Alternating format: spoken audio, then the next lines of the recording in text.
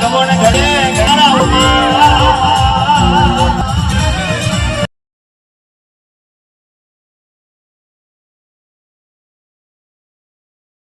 એનું કારણ પછી કહું તો નાની પાડો પેલા નાની આમ ના પડે એનું કોઈ કારણ હોય તો જ પડે બાકી નાની તો બધું પાડ્યું છે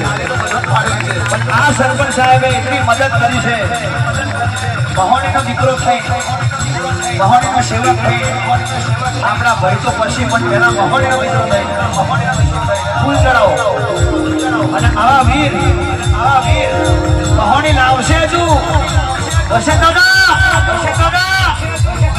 હજુ આવા વીર લાવવાની જય દુઆ સાલીભાઈ